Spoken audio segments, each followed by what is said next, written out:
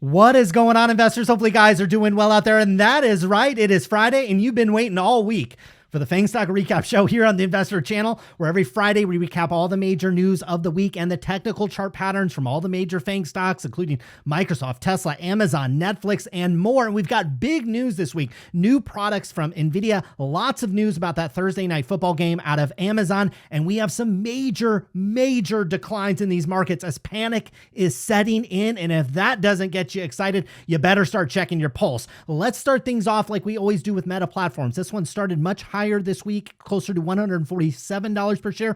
End of the week, 4.55% down to closer to $140 per share. This is after the company this came across today. They said former President Trump may be allowed back onto Facebook, and I'm assuming Instagram as well, in 2023. Folks, you know that the traffic trends must be terrible if one of these liberal companies are going to allow Trump back on the platform. I'm kind of joking there, but I'm actually not, because look, like former President Trump or not like him, he brings a lot of eyeballs, and what likes eyeballs are advertisers. And so you better believe a return of President Trump back onto one of these platforms certainly could be big news. I do believe he has some kind of exclusive agreement with his, I'll call it like a fledgling social media site. I believe he can only exclusively post to that site. So we'll see, even if he's allowed back on these platforms, how much he decides to utilize them. Now, Meta is also cutting cost, and that could lead to a 10% earnings boost. This, according to Morgan Stanley, this is a response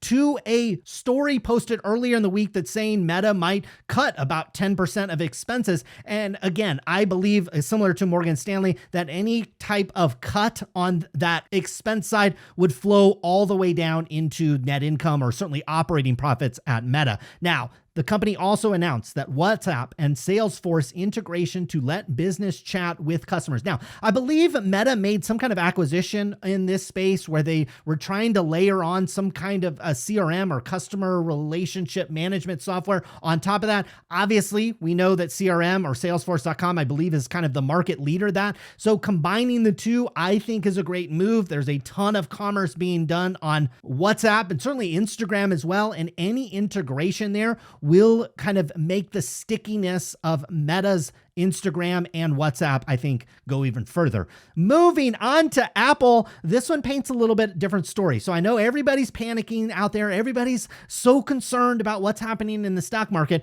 Well, look what happened to Apple, which just happens to be the largest stock in the stock market. It started the week at $149.55. Yeah, it actually went up this week, close to $150.43 per share. Folks, take a step back when there's a lot of selling and there's a lot of panic. Yes, some of these stocks that we'll look at are down 5, 6, 7, 8% this week, but the biggest stock, Apple, actually went up.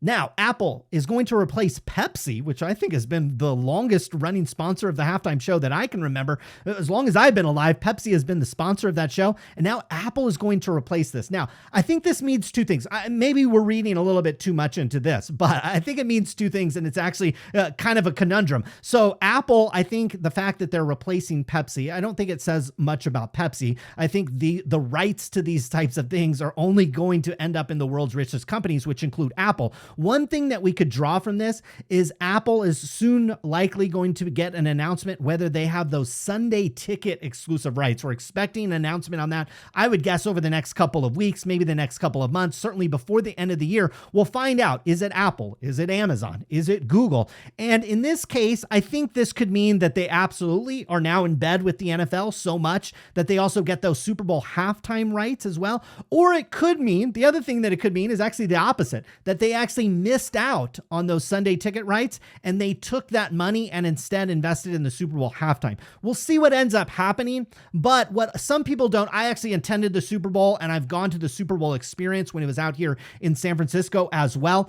And the Super Bowl sponsors actually get like prime placement. Obviously it's going to cost them money, but now Apple, based on their newfound relationship with the NFL, is now going to set up at things like the Super Bowl experience and other events that the NFL has. And so it's not just the halftime show, although that's a big part of this. And obviously Apple has a big space in the music with Apple Music. And so it all can tie together with Apple, but a company with hundreds of billions of dollars and an FTC and a government that is not allowing these companies to grow via acquisition, well, this is one thing you can spend your money on. Now, Apple is facing added pressure from U.S. senators over a potential Chinese memory chip deal. This we reported, I think it was last week or the week before, the fact that Apple is going to source some memory chips that are made in China. Now, these are going to go in Apple iPhones, but Apple iPhones that will be sold in China. The U.S. senators said, basically, suck it, we don't care. My guess is Apple is going to be able to figure this out.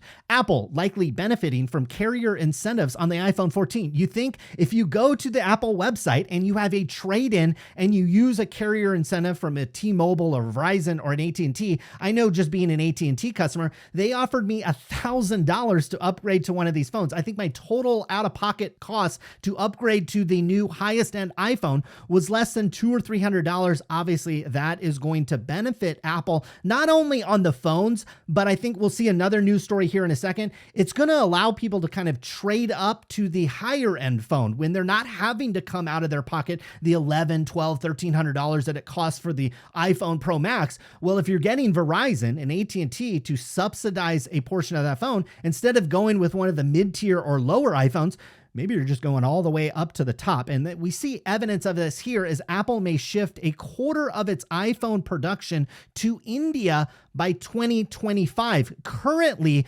India accounts for outside of China accounts for just 5% of Apple's manufacturing. This is across all their products, their Macintosh computers, the iPads, the watches, and the AirPods, and certainly the phones as well. Now, the company, in reference to Apple, is looking to do 25% of their products outside of the country of China. This is such a great news because we have so much risk with a company like Apple and broadly across most of these companies, but particularly Apple, when it comes to TSMC, basically their exclusive chip manufacturer. If China invades Taiwan, that complicates things. China having that kind of no tolerance for the virus that has been spreading, that certainly has impacted manufacturing and lead times out of that country.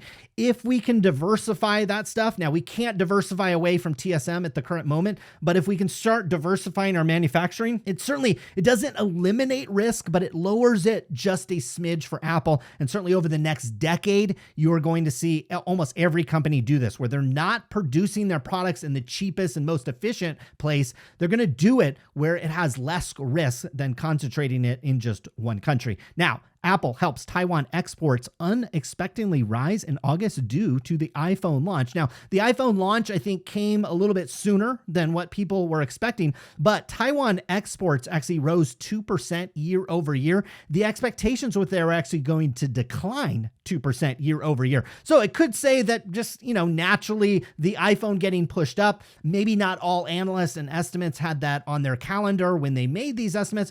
The other thing they could be saying is, boy, these phones are flying off the shelves. Apple is raising its App Store prices in Europe and Asia next month. This is likely due to probably some inflationary perspective, but also more than likely kind of the currency, the fact that the dollar is just getting stronger in comparison to almost all currencies out there. And certainly you're going to have to raise prices if you don't want to have a big FX impact in the upcoming quarter. Now, Apple is also ticking up as the tech giant likely increase its iPhone 14 Pro shipments, according to forecasts. Now, this relates to what I said earlier, the fact that you have those carrier subsidies and you're having a big subsidized market in the iPhone 14 where people aren't having to come out of their pocket for the full price of this phone. So instead of upgrading to a mid or lower tier iPhone, they're going all the way to the top because of the generous subsidies that you are seeing. Now, moving on to Amazon. Well, unlike Apple, this one went down and it went down big, and it's moving into a range, as you can expect, most of these stocks, where we targeted where we'll start buying these one. Amazon getting very close to that as it started the week at $122 per share. It is now closer to $113 per share, closer to $114 in the after hours. I've told you for several weeks when it got to $110, that is when I got interested. I think you'll see that price next week on Amazon. Now, Thursday Night Football, This is obviously, we had Thursday Night Football air last night. It was the Steelers with the Browns. The previous week was the first night of the Thursday night game exclusively aired on Prime. That was a contest between the the Los Angeles Chargers and the Kansas City Chiefs. That drew 13 million viewers. Amazon was guaranteeing advertisers. So what happens here is you pay for some advertising up front on these things, and Amazon essentially guarantees you a certain amount of viewership. Amazon was guaranteeing advertisers $12.5 million, and this was all the 13 million viewers was all towards the high end of estimates. Now, the beautiful thing this is going to be for Amazon shareholders, and we should actually see this evidence of this on the next earnings results. So they set, and I'm referring to Amazon, set a record pace for Prime signups, because obviously if you're going to view this game, you need to be an Amazon Prime subscriber. And that's something that either costs $14.99 per month or $139 per year. And this beats Prime Days. It beats Black Friday. It beats holiday shopping season. They had more Prime signups because of this game. And that is exactly why Amazon bought these rights. Now, are they going to break even on these rights? Are they going to lose a little bit of money in the long run? Maybe. We'll see what happens, but they're going to get exposure to a lot more advertisers. If you watched that first week game, there was a lot of like Amazon strictly advertisements where they're advertising, obviously their e-commerce business, but they're advertising a lot of Prime Video. Well, over the course of time, more and more advertisers will roll in, and that will subsidize Amazon's cost on these on top of these $140 a year Prime subscription as well. I love this model. It's going to take some time to pay off, but I believe in the long run, Amazon is going to have a big winner by doing this type of thing. Now, Amazon touted viewer and subscription success on its Thursday Night Football. I basically went over that on the previous story. Now, Amazon is going to unveil 4 new versions of their Fire 8 tablets, and these start at $99. These have a target market outside of kind of the premium tablet market, so these certainly have the types of users that like these things. Children, I think, is a good audience for these, and obviously consumers that just don't want to pay up the $3,000, $5,000, $6,000 that it costs for iPad tablets. Now, Amazon Twitch is cutting their revenue split terms with its biggest streamers. So what's going to happen is not the quote biggest streamers on Twitch. So if you're kind of a mid-tier to lower tier streamer where you don't have maybe thousands or maybe even millions of viewers on your type of streams, well, typically you do a 50-50 subscription split. For every dollar that comes in, you only get to keep 50 cents, which is a lot lower than YouTube and a lot lower than other streaming platforms out there as well. But obviously Twitch is being one of the biggest, certainly in the video game markets. Well, what the largest streamers are going to do is they're going to retain a 70-30 split where they retain every 70 cents on a dollar and Amazon gets 30 cents. That is going to be for the first $100,000. And then after that, you're going to revert to the traditional 50-50 split. We'll see if this has some Twitch streamers moving on or moving to other platforms. This certainly could be bullish for YouTube, which could maybe absorb some of that. iRobot was the company that Amazon bought a couple of weeks ago, or maybe months ago at this time. Not unexpectedly, the government is somehow pushing back on a relatively small deal. Whether or not Amazon will corner the robot vacuum space and why the government really cares and spending taxpayer dollars on these things, I'll let you decide on that. But we're getting an FTC second request. It seems like any deal, these companies could make a $10 deal with me, and I think the FTC would investigate it. So it's just a sign of the times that we're in. Now, the PillPack founders, which is a company that Amazon bought a couple of years ago, those founders are leaving the e-commerce giant, as we're seeing that Amazon is really getting into healthcare. And what I think they're doing is they're just starting in the beginning. I think they bought PillPack and they bought a couple other ones, and they were just kind of piecing together. I think this is going to be like a major growth driver for the company. I think it's going to be right up there, not necessarily with AWS from a revenue and a profit perspective, but from a company focus perspective, I believe that healthcare is going to be Amazon's biggest focus, quite frankly, over the next couple of years. And so these founders are likely leaving probably at a good time, and probably good timing for Amazon as they probably restructure these whole businesses. Moving on to Netflix, start of the week at 242, ended down over 6.6%. to a value of over $226 per share. This is after an accounting chief named Ken Barker steps down. And I always get a little worried when the finance guys leave, because if you're in finance and you have an accounting job or certainly a CFO job at a company like Netflix, it's like the NBA. It's like the NFL. Like it doesn't get any bigger than this. And so when these accounting guys leave, I get a little concerned. It looks like this was probably a personal decision. So my thoughts go out to Ken. I hope he's okay. I hope his family's okay. And I hope that he can take his severance package and probably the millions of dollars that he's made over the year, at least hundreds of thousands of dollars.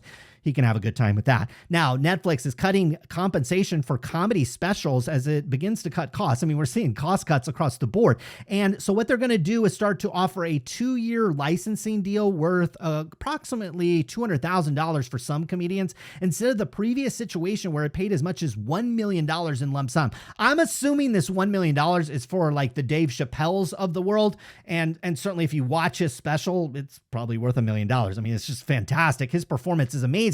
My guess is that they're probably trying to pump the brakes a little bit, and they've seen the viewership and the retention rate on these types of things. You might sign up for Netflix and then binge watch Chappelle and then cancel. And so they're probably having to adjust how they pay these comedians. Now, Netflix rose this week as Oppenheimer upgrades on expectations that their ad tier will boost subscribers. So we've obviously theorized this is clearly going to hit the top line of Netflix when you start taking on those ads. Obviously, they have a partner in Microsoft. So Netflix take on that operating income, and certainly when you flow all the way down to net income, I think is only going to be a fraction of the revenue that they bring in. But Oppenheimer is saying that maybe the subscriber numbers obviously will tick up as well. And then maybe you bring some people in on that ad tier and they get sick and tired of sitting through these ads and they turn into one of those normal, regular paying customers with no ads.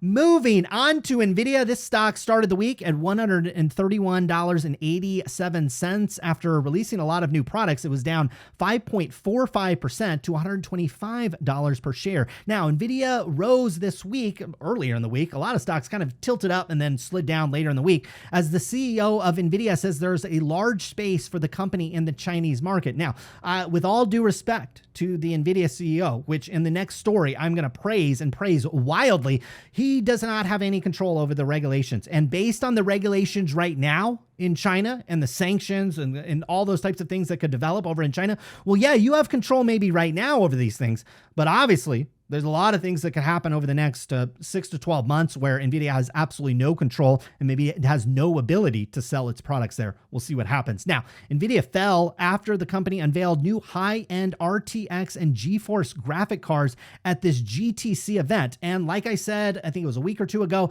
I was going to tune into this event. And let me tell you what, folks, I watched this event. It was over an hour long. It is so fascinating. I mean, I'm talking about fascinating to a point to where I have not been this fascinated by a company presentation in a long time. I mean, I am not kidding you. And you know, everybody that's watching this channel knows I'm bearish on this stock in the shorter term based on their revenue projections, their profit projections, and where I think this company is going to be over the next 6 to 12 months. I think there's a lot more pain to come with this company, but their products, especially not necessarily the graphics cards, it's all the software that they're working on, kind of the software as a service products that run off of these GPUs. That is what is so fascinating. If you have time today, if you got an hour to kill, I would just encourage you to watch this GTC event. Now, I've also consumed a lot of other content. There's a lot of YouTubers here that know a lot about the graphics card space, and I've been listening to a lot of it. And the general consensus is that NVIDIA priced these very aggressively. And for the first time, AMD is actually looking like a valid competitor to these types of products, not only from their capabilities, but also from a price perspective. On top of that, NVIDIA is really alienating partners. In fact, a large partner that actually essentially sells these graphic cards, they add different pieces to them and they sell them kind of as a custom graphics card. Well, NVIDIA has been alienating them, and one of the largest partners actually decided not to sell NVIDIA products anymore. So there are some turmoils here. We'll see how these things shake out for NVIDIA. Moving on to Google, start of the week at 102. down about 3.3%, end of the week closer to $98.74. This is after Google had a staff meeting and it exposed strong feelings by those avocado toast and $8 Starbucks drinking employees over at Google. I'm kind of joking, but actually I'm kind of not. Now, employees actually asked a very good question. They asked the company, including Sundar Pichai very specifically. He says they asked them, why is he, quote, nickeling and diming employees during a time of record profits and huge cash reserves? And first of all, from an employee perspective, I respect that question, but I also respect the fact that these employees are going to get a little slap up to their face and realize that Google does not exist for you, the employee. Google exists for me, the lazy shareholder that just wants to click a few buttons and invest money into Google. That is Google's number one priority. Everyone out there watching this video needs to understand that, and that is why the stock market is such a great investment. You have people over at Google not being able to take first-class flights, not being able to attend conferences in person. They're cutting back on the perks, not because Google is trying to be cheap. It's because they are trying to please me, the lazy shareholder that just wants to sit around, play golf, and watch my Google investment go up. That is what I love about the stock market, and that is what I love about Google, is they have record profits. They have like $125 billion in cash. They have no way to spend that on any kind of meaningful acquisition. They're simply going to buy back the stock. Screw you, the employee. That's what I have to say about that, because there is going to be a line out the door of people and engineers getting their foot in the door, wanting to come to Google if that person decides to leave. Don't let the door hit you on the way out. Thank you, Mr. Pichai, for being a stickler and tightening the belt over at Google. I have thought for a decade that these companies, which are literally with no traffic, about an hour and a half from where I live, I have no idea why they have their headquarters and their employees set up in the literally the most expensive place to live in, not only in California, but one of the most expensive places to live in the entire world. They could literally move their offices 50 miles to the east and obviously cut expenses by a drastic amount. And that is what I think these companies need to do. And that is what I love about what is happening in the Silicon Valley over the last couple of months and really over the last year, as they have realized that they've got to run a more leaner business. Now, YouTube adds ads, including advertisements and revenue sharing to short videos. So you're going to see a lot of short videos here on YouTube. I don't think I have any use for YouTube Shorts. I would probably go to like an Instagram Reels if I wanted to do something like that. But you're going to see different kind of advertisements in different kinds of ways. Obviously,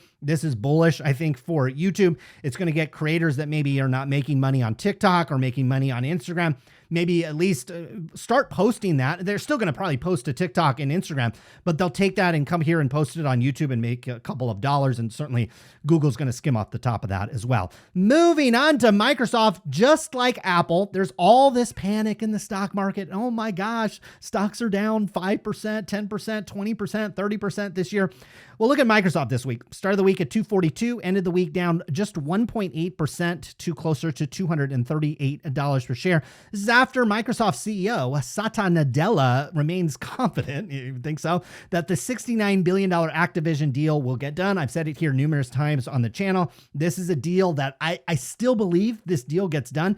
Even if it doesn't get done and Microsoft's got to pay a $3 billion breakup fee, I don't think the shareholders would mind, because they clearly overpaid for this asset. So there's that. But I think this deal probably goes through, and it's going to go through after the November elections, when all these regulators that are holding this up basically get their job back. Microsoft raised its dividend by just 10%. I love that, to 68 cents per share. You got a forward yield on this one at 1.11%. Obviously, it's continuing to go up the more the stocks decline. This is why you pile into these types of stocks when everybody's scared, everybody's being a baby, everybody wants to just guarantee a 4% return over the next 2 years, despite what inflation's likely to be and the fact that the price of that bond is probably going to tank. People are running to the hills when big, gigantic corporations are raising their dividend 10% in a pretty tough economic time. You can imagine when things get really good, what they're going to raise that to. Moving on to Tesla.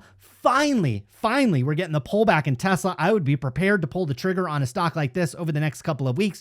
As we started the week closer to $303 per share, we hit a brick wall, and oh my goodness, we hit a brick wall, and those active safety systems were deployed. We were down 9.23% this week to Tesla, all the way down to $275 per share. I think we've been saying on the show, south of 250 is where we're looking for that one. I think you hit it next week. EVs to account for 60% of new car sales by 2030. And obviously, we're not concerned about Tesla because they're going to be able to likely deliver a lot of that. It's really Ford, GM, Audi, Mercedes. How much are they going to be able to scale up their EV business? I tell you what, if they continue to flounder, because folks, I've been hearing for 10 years with Tesla that Ford's coming, that Audi's coming, that Volvo's coming, that all these car makers are coming with their EVs. And when I drive around the streets of California, I almost never see one. Now, Tesla is recalling 1.1 million US vehicles over a faulty window automatic reversal system. This happens on my Tesla where it goes up and it comes back down. I don't think this is what this is related to. I actually think mine is working properly. This will cause it to maybe, if you have like your hand in the window and the window goes up, it has the potential to maybe squeeze your hand.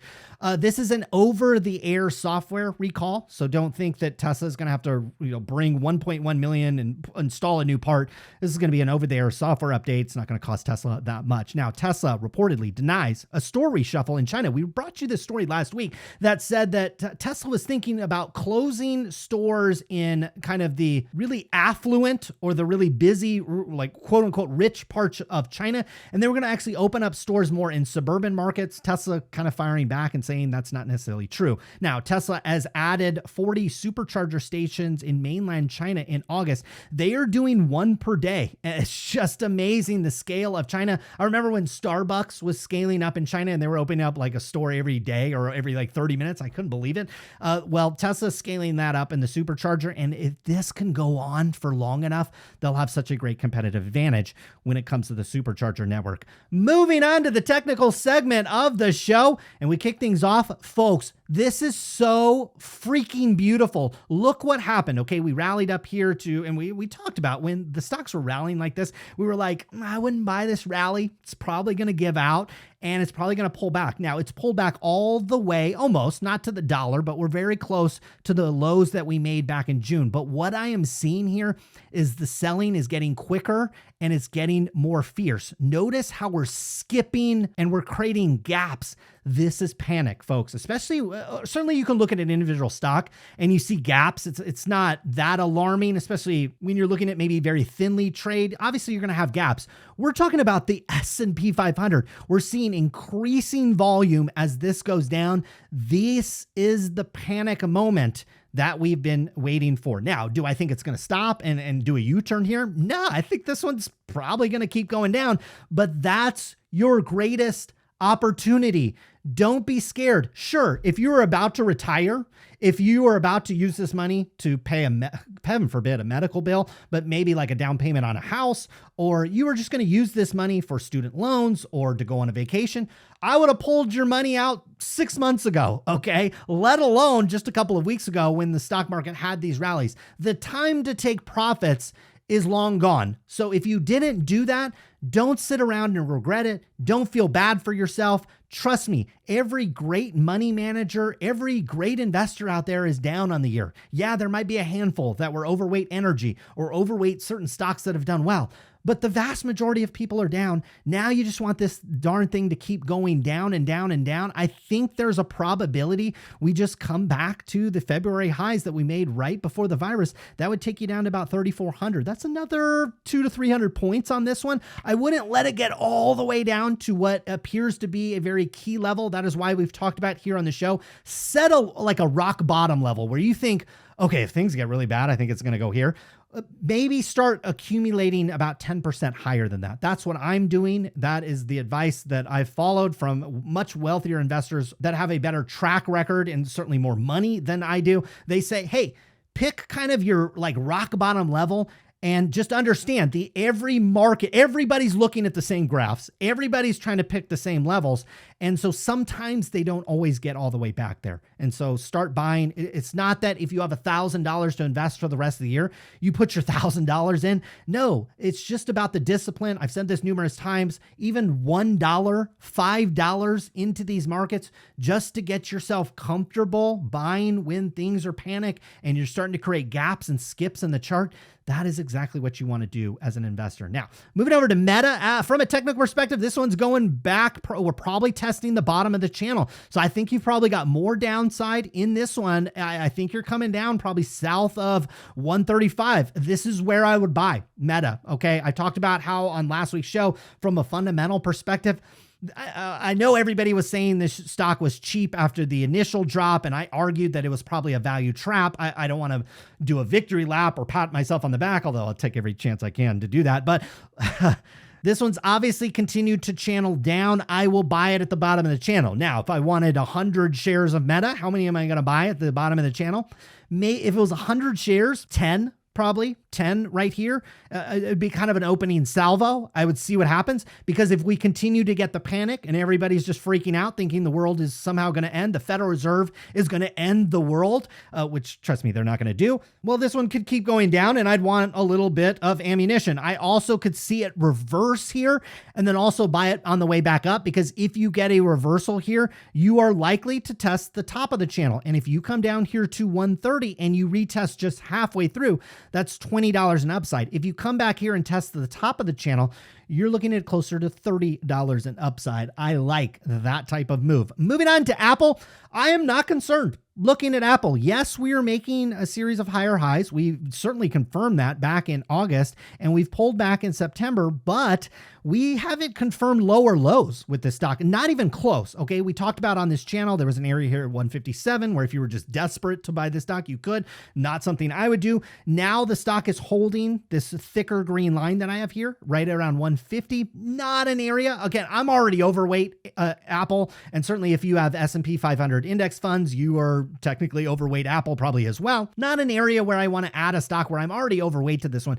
South of, I think it was about 145, because I view the bottom, or not necessarily the bottom is the wrong term. It's a really, really capitulation moment with Apple where things are really, really negative. There's this area at 136, which was the tops we made back here in September of 2020. It acted as resistance all along here. And once we broke through 135, we touched it briefly and then we basically stayed up over it. When we made these June lows, we kind of pierced through it towards the bottom. Again, I have another green line here. So I could see this one coming down pretty comfortably to 137. If things get really bad, we could back test to this channel line. Certainly possible. Down here at 114, I would say that is my rock bottom with Apple. That's where I would do a major move into this type of stock. And it'd be really very difficult. If Apple goes from 150 down to 114 over any length of time, there's going to be people scared to freaking death of the stock market. That is when you really, really want to get aggressive. I'd be mildly aggressive here at 140, certainly at closer to 137, down to the June lows at 130. That's where I would accumulate these shares of Apple. Moving on to Amazon. This one, it didn't necessarily break the technical trend, but it certainly confirmed that we are likely headed much, much lower with Amazon. This upper trend line is still intact. We are still making a series of lower highs on this one, and this is starting to round out, and it's getting bad really quickly. Now, similar with Apple, though, we are still in a shorter term uptrend with this one. Okay. You had some lows back here in June. And if this thing reverses, which I don't expect it to do, but you would make another reversal here and maybe go higher, that would actually be kind of a bullish sign. I would expect this one to come back probably and retest these June lows right here at about $100, but everybody is going to be looking at that level. So I'll nibble very lightly. If I wanted 100 shares of Apple, when I say I want to nibble lightly, I would do 5 shares, probably here at 110. Again, that's 10% above where my target is on this one. So I'd buy 5 shares here. Keeps going down here to 100, maybe another, I'd probably do about 10 shares there. So I've done 15 of my 100, and I would okay, if you go from 145 on this stock just a month ago and you're down to here to 100, obviously the momentum is really bad. I don't need to say that. It brings a much higher probability you actually go right through this level, and you probably, I think the rock bottom price with Amazon Amazon is probably at the bottom of this green channel, somewhere in the $80 range. I would basically complete, if I wanted $100 or 100 shares of Amazon, probably start buying at 105. I would buy more at 100. The momentum stays out of this. I'd probably buy more at 90. And I would basically complete my 100 share purchase all the way down at close to $80 per share. And look, if it goes lower than that, look, I've got income. I've got things to sell. I could come up with more money if I need to. Moving on to Netflix. This one still looks good. It's still creating higher lows and like a gap up over the higher lows.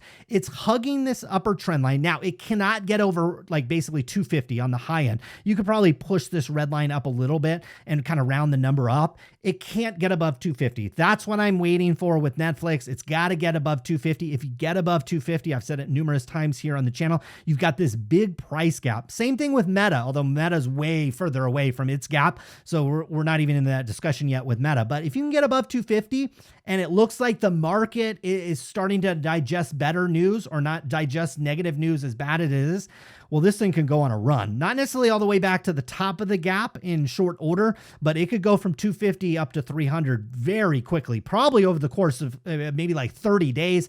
And I want to be a part of that. So we're waiting on that with Netflix. If you break lower, there's some areas down here at 200, which again is about a 10% decline. I probably wouldn't be aggressive with the stock at that point, because if Netflix goes down 10%, well, Tesla and Amazon and Apple and even Meta and certainly maybe even NVIDIA, I'd probably rather own those stocks. Now, speaking of NVIDIA, this one just continues to go lower. And we basically, maybe I should have the same attitude with all these stocks as I had with NVIDIA. As we've just been saying, this one's probably just going to go lower and lower. I think very soon, maybe as soon as next week, you test the bottom of this green channel. And that would basically be these lows back here that you made in March of 2021. So boy, that's a big test down here at 116. I think you just head lower with this stock just based on the fundamentals. Again, the products are amazing. The CEO is amazing. The stock is going to be a winner again, but it's overvalued based on the fundamentals, based on the forward guidance, based on the forward revenue estimates, and based on the sector it operates in. It's no offense to any of you that want to step in on this stock or a holder of this stock. It's no offense to anybody. This is my opinion for your sake. I actually hope I'm wrong, but too many things add up that this stock is not even close to being done from going down. But I loved their keynote that they had this week. Moving on to Google, this one is going down, and I think this is testing the bottom of this trend line down here. I think if it happens very quickly, like next week, you are at right about $90 per share. I still haven't fully allocated to Google. I obviously started buying this one at 110. I personally thought I didn't think 100 was rock bottom, but I thought it was an area where you'd find a little bit more support than the stock has. So I started buying at 110. Didn't stop there. Kept buying. Obviously, it continues to go down. I think the momentum stays in this one, and you test the bottom of this channel, just like I think with Meta and a lot of these stocks, quite frankly. I think you test the bottom of this channel, you take you down to $90. If you wanted 100 shares of Google, that's probably what I'll end up with. I think I'm now at, I don't know, off the top of my head, I may be at 60 or 70 shares. So I will be buying on this way down. I'm going to keep buying this stock because I think they released a press release, or there was a rumor that they're looking to do $100 billion buyback in the calendar year 2023. Folks, we're looking at a $1.29 trillion company. That's nearly 10% of the company that the company might buy back. Yeah, that's music to my ears. Some people compare the technical charts to cryptocurrencies or other stocks.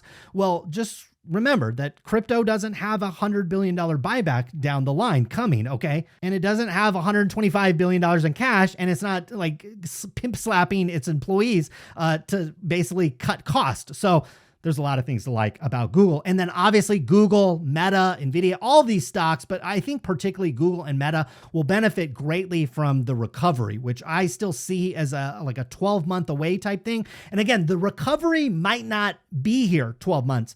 I'm just thinking that's what investors are going to be focused on. Right now, investors are focused on 75 basis point cuts and those types of things and a strong dollar. I don't think investors give a crap about that in 12 months. I think they care more about what are the revenues going to be like in 2024? And if you have any kind of recovery, obviously online advertising probably going to get a large share of that recovery. Moving on to Microsoft, I started buying this one, I think at 243, not aggressively. There's an area down here at 230 I like. If you back test to this trend line, you're coming down really steep on this one, probably close to about $210, $200 per share. My quote unquote rock bottom with this one would be here at 200. That's where I would get fully allocated. Now, if this stock and any stock that I get quote unquote fully allocated continues to go down, again, guess what I'll do? I'll sell something. I've got plenty of assets over here that I don't use, that sit in a safe or sit on the unused. Yeah, I'll throw that thing on eBay. I'll go work harder. I'll go, get as much money as I possibly can, but I'm going to get fully allocated to a stock like this before it hits $200 per share. And again, if it keeps going down, I am going to raise more money and go buy more of this stuff. Period. And finally, moving on to Tesla. This one broke down, but it's still not that alarming. It's still a little like Apple. It's still in a very, very nice uptrend. Okay, certainly from a higher low perspective, not necessarily confirming it from a high perspective. But what we did confirm this week was another group of lower highs. So you made some highs back here in November, lower set in January, a lower set in April, and we just confirmed another lower set here in September. Really over the last month or so, we've been making this lower set. I personally, what I think this is going to do with Tesla, it's probably going to take us back down to the bottom of the channel. The bottom of the channel is 215. If it happens like instantly over the course of several weeks or a month, it's potentially taking you back down to 220. So my plan is to buy this one about 10% higher, which would put you about 240. Again, if I wanted 100 shares of Tesla, I would start buying at 240. I would probably buy in a volatile stock like this, I'd probably like 2 shares, 3 shares. Believe it or not,